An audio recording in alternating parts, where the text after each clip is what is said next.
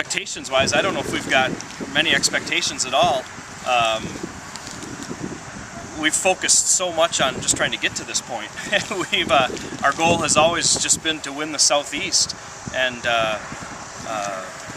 what we expect is to have a lot of fun. We expect it's going to be fun to go to a place like Dodgeville that we've never played, and we get to host Cross Plains. That'll be pretty great. A nice powerhouse team from the north gets to come to little old Albion here. This is going to be kind of fun. So our expectations are we're going to focus, we're going to play hard, but we're going to have fun too. Did you ever think you'd get this far? After 35 years of frustration, did you ever think that Final Four was in Albion's I think that down deep, I think we always thought our year would come eventually. I mean, we've been close. The last 8 to 10 years, we've won a lot of ball games, and I think we always felt like if we just kept, we've always said is just get in, just get to the playoffs, and let's see what we can do. So I think down deep we knew we'd make it, but I have to say it's been pretty frustrating the last few years. After the win at Stoughton on Sunday, big party in Albion? Yeah, big, well, party started in Stoughton and trickled to Albion, and multiple points in Edgerton, and yeah, that's a great night, great night. What does this mean for a town like Albion to finally get to a Final Four? I mean, I know it's a small town, and obviously Albion is a town that lives HTL like some of these other little towns. Yeah, I think it means a lot. I mean, we found it, there's a lot of people out there. They've been playing baseball in Albion for 66 years. So there's a lot of people that have played with the Tigers, have watched Tigers games as a kid. A lot of people that have been going to games for a long, long time. And I think it's nice to put Albion on the map just a little bit, I guess, to use a cliche. You guys are on the road now for 2 out of the 3 weeks, so.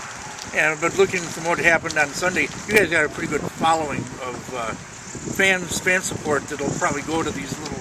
I mean, Albion will probably be closed for the 2 Sundays that you're on the road. Yeah, there'll be. Yeah, we've got a great group of fans. We really do, and that's been one of our big focuses. You know, aside from the stuff on the field, we've really focused hard on building that support, doing things the right way, trying to tap into. You know, that 66 years worth of passion and love that's there, we've been trying to tap into that, and it's worked. This year is kind of the crown for all that. Going on to the next 3 weeks now, what are your strengths and what are your weaknesses on this team? Well, I think one of the main strengths of our team is we're a diverse group of players. We've got a lot of versatile guys. We've got 3 or 4 pitchers that we can run out there, and each of them gives you a little different look. We've got, and when you get to the offense, our lineup, we've got guys that play multiple positions, guys that we've asked to play multiple positions, and we got guys who can run the bases well and steal bases. We've got guys that get the ball out of the park, and we've got a handful of guys that can do both. So I think the best part about us is that we've got a lot of guys that are willing. Not only are they able to do a lot of things, they're willing to do anything it takes. Obviously, you're going to come into this, and I don't know if, basically as the underdog. And I was talking with Jim and with Ben on Sunday. You guys seem to relish the fact that you are the underdog, and nobody expected you to be here. Yeah, I think that's okay. I think we've spent a lot of years trying to sneak up on people. I think we've spent a lot of years trying to get to the front, but we've never been able to. So we've always been the underdog. And when you go and play at places like Fort and Utica and Jefferson and Stoughton, they let you know you're the underdog too. And I think we're okay with that. We're all right. The last question I'll ask you is. This is a year, you guys got into a year where there is no clear-cut favorite. Do you think you guys have a shot at winning your first title? Oh, absolutely, I do. I think that's the great part about. This playoff structure is all 4 teams have a great shot at it, And I think that, like I said, we've got some veteran guys, we've got versatile guys, we've got young guys with young legs who can run and play all kinds of positions. I think we'll get a good look at it, absolutely. Who do you think is going to be your toughest competition? I mean, if you had to pick a team out of the Final Four, other than yourself, who would you give a favorite label to? Well, we don't know. Like I said, our focus has always been on the Southeast. So I can't tell you that I know a lot about any of these teams, but I do know that